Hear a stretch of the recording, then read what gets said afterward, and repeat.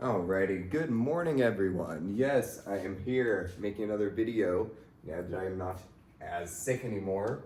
Uh, this is going to be on two worksheets that I gave you in the last week that were on statistics. Okay, so this video is going to be on the visualizing data worksheet. That's the one where we're graphing those four main types of graphs that we talked about. And then the next video will be the mean, median, mode, and quartiles, okay? So let's just get started. I'm gonna do one of each type of graph in this video, and then you will be able to do the other for each type of graph, okay? And remember, I did cut out a few of these that you don't have to do. I'll mention those as we get there. All right, so first one, the dot plot, okay? The dot plot, in my opinion, should be the easiest for each of you because it's as simple as making a number line and putting a few dots above it. Okay, so the dot plot, its purpose is to take every single one of these numbers and to have every single one of these numbers somewhere on a number line. So let's start with that. Let's make a number line that includes all of these numbers. So let's see, I'm gonna do this one so that it includes numbers 1 below and 1 above, the lowest and the highest numbers. So I want it to go 1 to 14. Let's start here, 1, 2, 3, 4, 5, 6, 7, 8, 9, 10, 11, 12, 13, 14. Now those are not perfectly the same distance away from each other, but who really cares? 2, 3, 4, 5, 6, 7, 8, 9, 10, 11, 12, 13, 14. All right, so let's say, oh yeah, it already tells us, hits in a round of hacky sack, okay? So in the first game of hacky sack, they hit the ball twice, okay? So in this game of hacky sack, they hit the ball twice. So I'm going to put a dot above 2 hacky sack hits. This x-axis is hacky sack hits. This y-axis, okay, which isn't really an axis, it's more of just the up and down, you know, the direction the dots are going, that's going to be games played, okay? So there is one game played where they hit the hacky sack twice, okay, in the round. All right, so that one is taken care of. Next, we have 3. Where do you think I put the dot this time? Yes, in front of 3, okay? This game, the hacky sack was hit 3 times. Let's do 4. There's 1, 4. Notice so far there's been 1, 2, 1, 3, 1, 4, so we put 1 dot each time, okay? Number 5, oh look, things change. We have multiples of something. We have 1, 2, 3, 4 5s. We have 4 5s, so the 5s will get 4 dots above it. There were 4 games, 1, 2, 3, 4, or rounds, I guess, 4 rounds where they hit the hacky sack 5 times before the round ended. Okay, we have 2 6s. That makes, you guessed it, 2 dots above the 6. Okay, and 4 7s, much like the 5s. 1, 2, 3, 4, an 8, and a 13. Now, just real quick to reiterate the purpose of a dot plot, there's a few things that we can really easily get from this. I can visually look at this and say, okay, I have 6 dots on this side. I have 1, 2, 3, 4, 5, 6 dots here. If I start to cancel out, 1, 1, boom. That was a very easy way to find the median. The median right here being 6. Okay, we could also pretty easily find the mode. It lets us see that these are the 2 most common numbers. These are clearly the mode. Okay, 6 or 5 and 7 are the mode. We can also see outliers pretty well. I can tell 13 is going to be an outlier. I don't need to take the interquartile range times 1.5 to tell that this is an outlier. Okay, that's pretty clear from the data. All right, so that's one of the benefits of dot plots. Oh, and median. Oh, I already said median. Okay, but median is my favorite part because it's so easy to get out of this. Okay, this is my second favorite one to get median from, only except for box and whisker plot where it's already given to you in the center. Okay, so that's literally it. That is a dot plot. There is nothing more we need to do. That is complete, that is done. We even labeled the axes, okay, and that's extra. So great work. We can move on. With hours slept, by the way, notice how the numbers are all out of order. That's fine, okay? You just would start reading it if this were our graph. Okay, I have a 7, dot above 7, 4, dot above 4. You can go out of order. You don't need to waste your time putting these in order. Just make sure that you're getting the correct amount of each number, like the 7 sevens. Okay? Now for a stem and leaf plot. I am going to erase this graph because I want that space. So go ahead and pause the video if you need it. If not, it's gone. Okay. So for the stem and leaf plot, this one, as I said in class, is my favorite graph to do. I think it's very straightforward and easy. I'm going to go down, okay, and work above.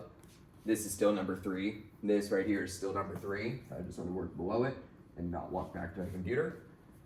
So you don't need to do number 4. We haven't talked about doing stem and leaf plots with these big old numbers, okay? So number 4 you don't have to do. Number 3 is also a benefit because they're all in order. That makes your life way easier. If these weren't in order, I would highly recommend putting them in order first, okay? Writing out the data points somewhere else like 32, 44, 45. Getting them in order will make a big difference, all right? But we don't really need to do that here. This is very straightforward because they're in order. We are going to make a little table. Okay, we're going to make a little table.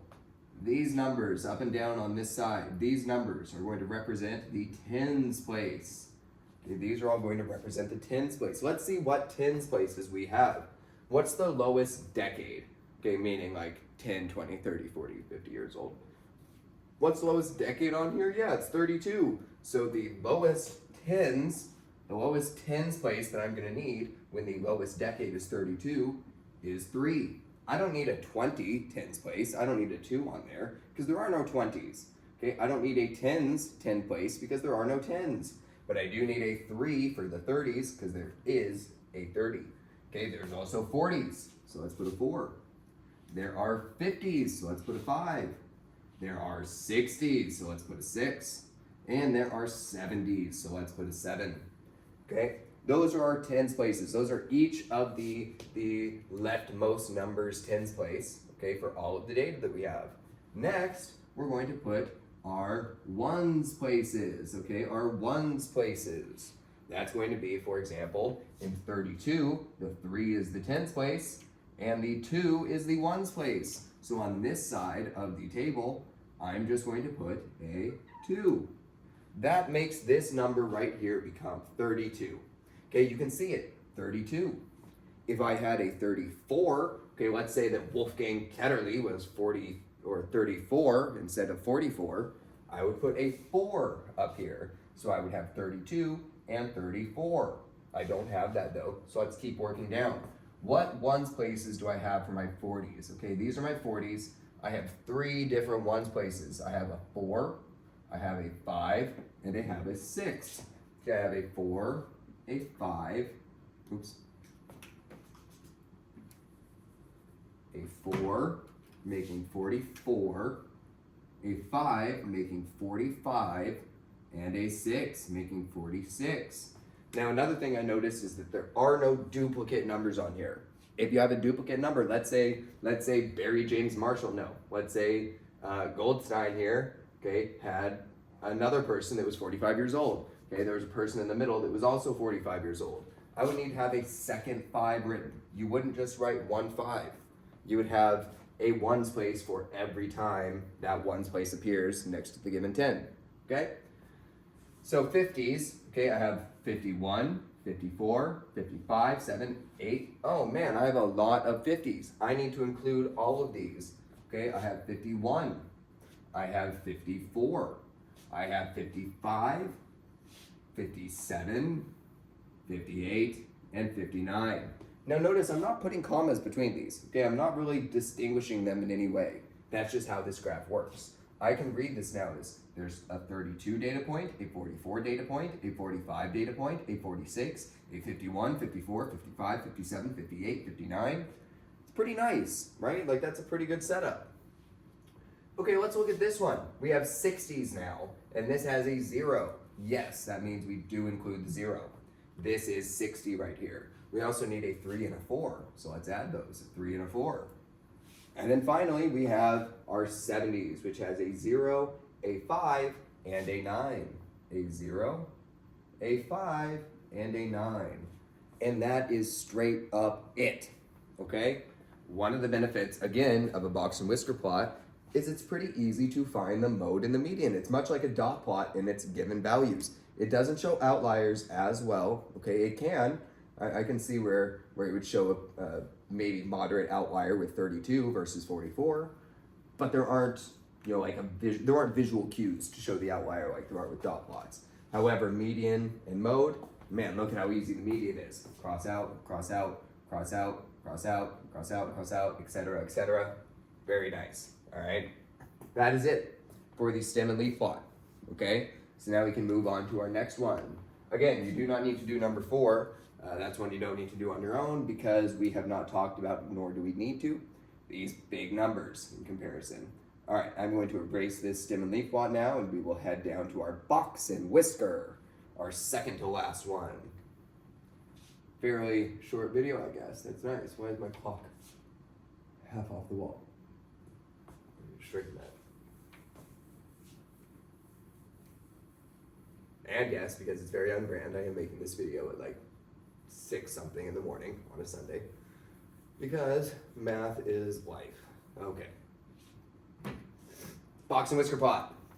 Now the box and whisker plot, this one people find the hardest, I think. This is what I think most people see as the hardest. I disagree.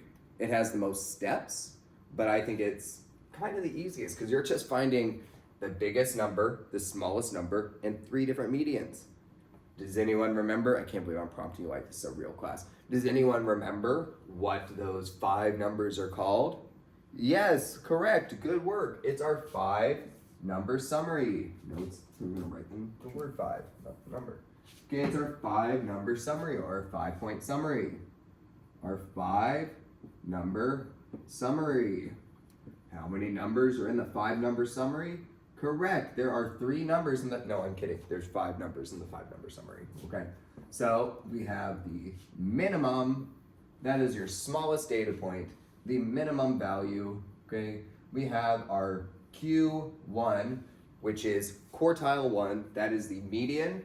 Let's write that. Let's write that. That is the median of the lower half of data. Okay, Q1 is the median of that lower half of data. You take your median, you take everything that is below it and not including the median, you do not include it, but everything directly below it to the minimum point, you find the median of that section, and that is your Q1. Okay, we also have our Q2, or as it's better known, our median. Our actual dead center median, that median of the data, that is our Q2. Everything from the median, not including, but everything just under the median to the minimum, that is Q1.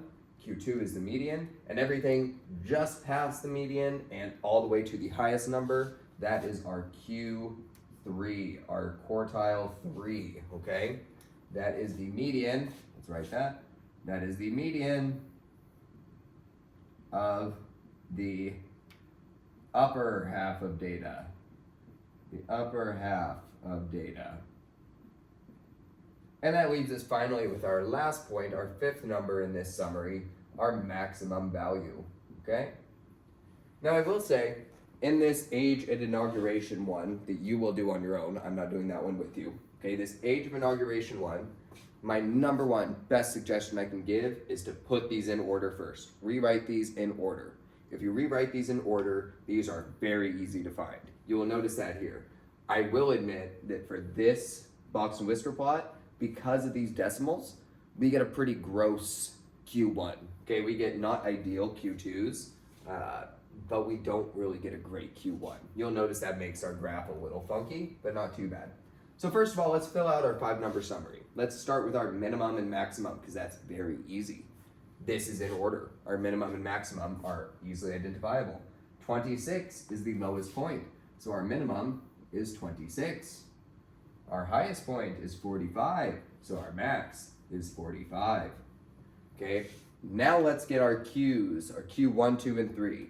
It doesn't make any sense to get Q1 or Q3 before getting our median, our Q2. So let's begin there. And I'm going to show you a little trick. If you cross out the numbers fully like I originally taught you, that can make it hard to see them again when you need to find Q1 and Q3. So I'm going to show you a trick that I do, which is where I underline instead of cross out for the first round. Okay, I underline the smallest and underline the biggest.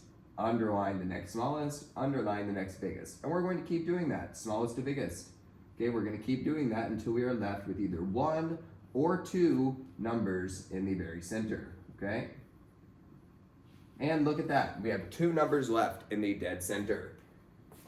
This, right in the middle of them, that space in the dead center is going to be our median. This is our median. Okay, there is 0.1 to 0.5. 0.1 to 0.5 is a difference of 0.4, okay? So what is going to be the median of that? I need to take half of 0.4, that's 0.2. I'm going to add 0.2 on to 31.2, giving me 31.3. And you will notice that is 0.2 away in both directions from 31.1 and 31.5.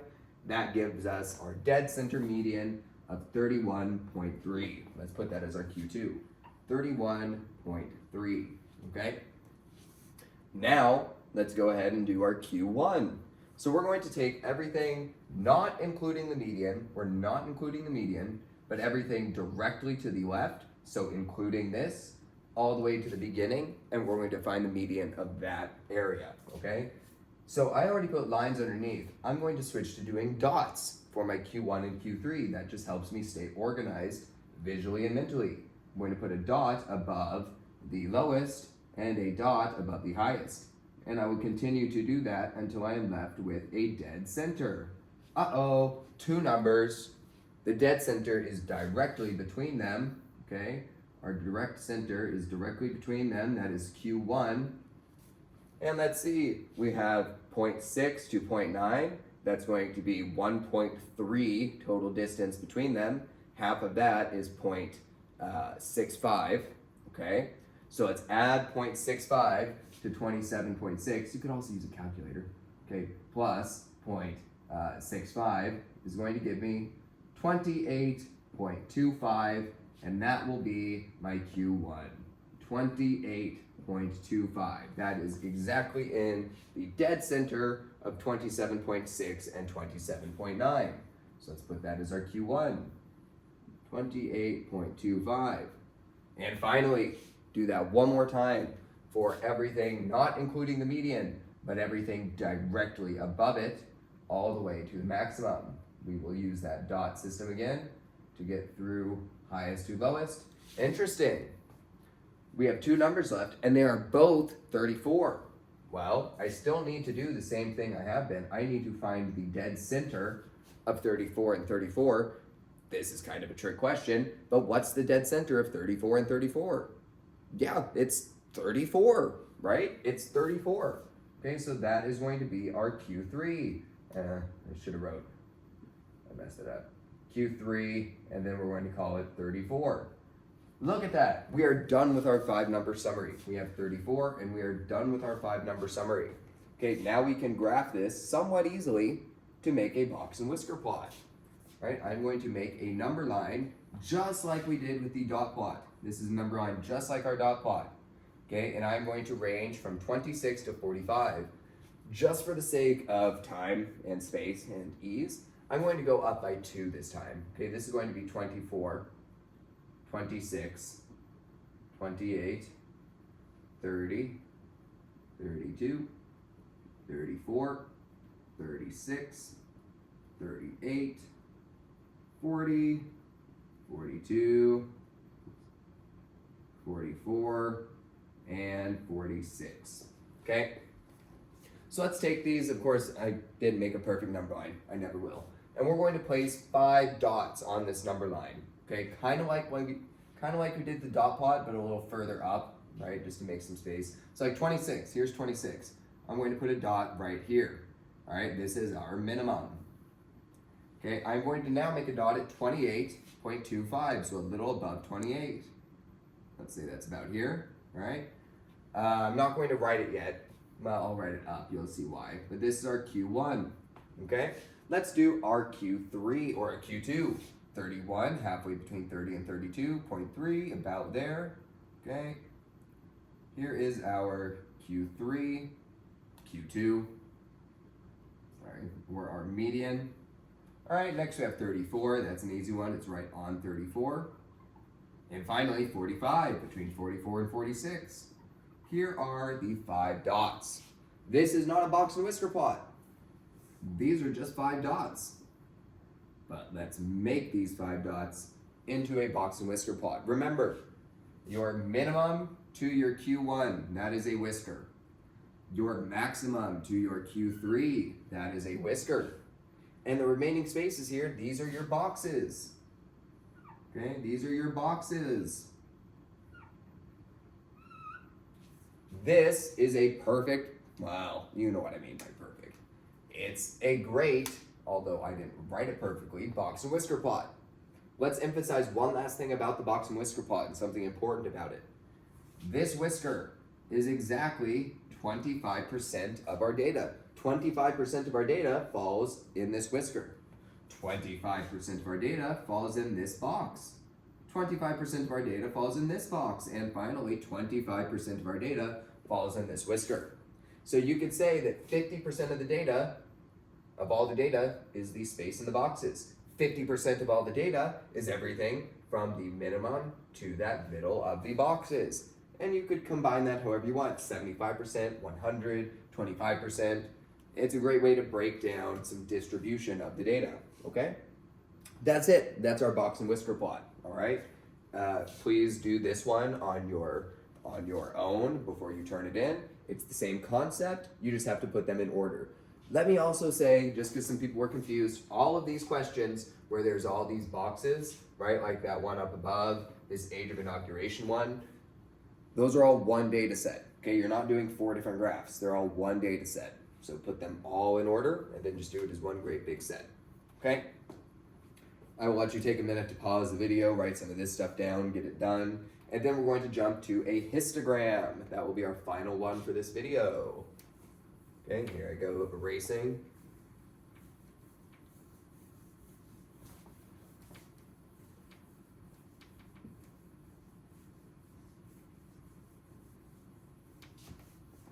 Okay, so for the histogram is very similar. It is very similar to our dot plot, except instead of using individual values along the x, where again with the dot plot you have individual x values 1, 2, 3, 4, 5, 6, 7, 8, 9, 10.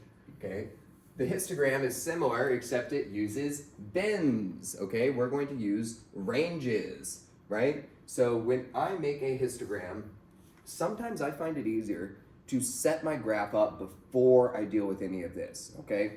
I wanna set my graph up before I start really playing with the data. So let's go ahead and make a bare histogram, okay? A histogram is going to have the average time, in this case, the average time to maturity, okay? It's going to have some ranges of maturity times down here in bins, right? Ranges of possible data points. And then this is going to be frequency up top. Okay, that's going to be how often that happens. So let's say, let's make a frequency range. I wish I would have written that more straight, but like let's say that this is once, this is twice, 3 times, 4 times, 5 times, 6 times. I don't know if I need to go higher than 7, but this allows for a frequency of 7 times, okay? I'm trying to see if there are any that would not fit that, and it doesn't look like it. Okay, now let's think about our bins. Okay, this is pretty straightforward. The hard part is thinking about our bin sizes. How big do I want to make the bins to be a reasonable accumulation of all the data? Let me give you some examples of what might not be great. Let's say 20 days. Okay, if I do 20 days, that would take me from 40 up to, but not including 60. Okay, that looks pretty good for upfront, right? Like 1, 2, 3, 4 data points. 1, 2, 3, 4 data points. 1, 2, 3, 4 data points. 1, 2, oh, not quite. 4 data points each, that wouldn't be bad, but that's maybe not exactly what we're looking for. Let's think of some other options. Let's think about a bin that was maybe 5, okay? If I had 5, I would have 2 here, 2 here, 3 here, 1 here, 1 here, 2 here. Again, I like that, but it's still not quite maybe the best. Okay, when I look at 10 though, when I look at 10, that's where I'm seeing maybe the best distribution, right? Let's go ahead and look at what that would look like. 40 to 49. Okay, I see 3 good pieces. 50 to 59, I see 1 piece. 60 to 69, I see 4 pieces. Okay, 70 to 79, I see nothing. Okay, I like this variation. I like that this isn't giving me the same amount each bin. That's not really useful. If I design it so that I get the same amount of frequency in each bin, what's that really doing for me? Okay, that's not beneficial. You also don't want to have too small of bins because then you're just overwhelming yourself with tons of data. I think that 10 is maybe our safest bet. Okay, so let's start at 40. Let's make our smallest bin 40. That way we're not wasting a blank space that we know won't be used. Okay, so let's make our first bin 40 to 50. Okay, 40 to 50. All right, our next bin is going to be including 50 going up to 60. Next bin is including 60 going up to 70, including 70 going up to 80. I'm going to make this go further. Okay, including 80 up to 90, 90 to 100, 100 to 110, and 110 to 120. And finally, I do need to have it go up to 130. I will let you think as to why I need it to go up to 130. Now, if you chose to do 15 or 20, I'm not going to mark you wrong, okay? I just think that this is a nice distribution here that would work out pretty well with all this data without kind of cheap shotting through it by doing 20, okay? So again, let's check out 40 to 50. How many do I have? How many plants have an average time to maturity between 40 to 50 days? And no, I shouldn't say between 40 to 50, I'm sorry. How many reach maturity between 40 and 49.999 repeated days? 50 is part of this bin, okay? It is not part of this bin to the right. It is up to, but not including. Okay, so I can't include exactly 50, that's fine, I don't have exactly 50. But 55 is the cutoff. I can't put turnips in this bin because they develop in 55 days. Okay, so I need to have 1, 2, 3 items in this bin. Okay, this bin needs to go up to a frequency of 3. Okay, and I'm going to shade it in. Okay, that's my first bar of the histogram. Let's check our 50 to 60. Where does that go? Oh, there's only one 50 to 60 because I cannot include the Swiss chard, kale, or pole beans in this bin because it is 60 and that must be part of this bin. This bin only has 1 item. Okay, so I have 1 item in this bin. Let's check 60 to 70. 1, 2, 3, 4. Okay, 65 fits in this bin, 80 does not. We can go up to 4. Now you will notice that sometimes when people make histograms, I'm also really bad at straight lines, deal with it. When people make histograms, they may leave a space between the bars. Great, that's fine. I don't, I typically don't. You can leave a space between the bars, okay? That way they're not touching. I like it when they're touching because it makes it easy for me to draw them. Clearly kind of not though, because I drew that terribly. All right, anyways, 70 to 80. Is there anything I can put in the 70 to 80 bin? No, that's something I'm happy about. I think that is good for our representation of the data to visually see this gap right here, to visually see that, that's strange. None of these plants have an average time to maturity between 70 to 80 days. They all fall within something higher or lower than that, okay? So let's check out our 80. Oh, interesting, only 1, okay? Because 90 cannot apply to that bin. You may be seeing why I don't hate the idea of 10 as our bin size. Okay, 20 would have been fine, but I'm really liking this result. Okay, the 90s. I cannot include 100, but I can include the 90, the 90, and 95. That takes me up to 3. Okay. Great. Let's do a couple more. Oh, we have 100 to 110. That only has 1 in it. So let's add our 1 bar. I think these don't look even, but oh well, I'm going to try and make them so. And finally, do we have a 110 to a 120? No. Do we have a 120? Yes, we do. And how do I know that pumpkins And gourds take so long to grow because of Stardew Valley, which I have far too many hours played in. And pumpkins are my favorite crop to grow in Stardew Valley. Okay, so that is it for the histogram. Look at that. Here is days to maturity. Days to maturity. Here is frequency. This is showing how frequent it is to see days to maturity in these ranges. It's very frequent to see a 60 to 70 day maturity range. It's very infrequent to see 70 to 80 or 110 to 120. Otherwise, the data is somewhat normally distributed, okay, other than these strange gaps right here. Okay, for number 8, you will need to do this one. That one I do want you to do, okay, it does have a catch to where these are not in order. You will want to put these in order before you histogram it. Okay, again, I think a bin size of 10 could be good here, but also that's maybe a little too big. Okay, 5 might not be terrible, but I do think 10 will be your best bin size for this. Experiment with it, see what you like. Okay, that's it. You should be set on this worksheet for the most part. I will go ahead and start the next video on mean median mode, yada, yada, yada. Thank you all, and see you on Monday.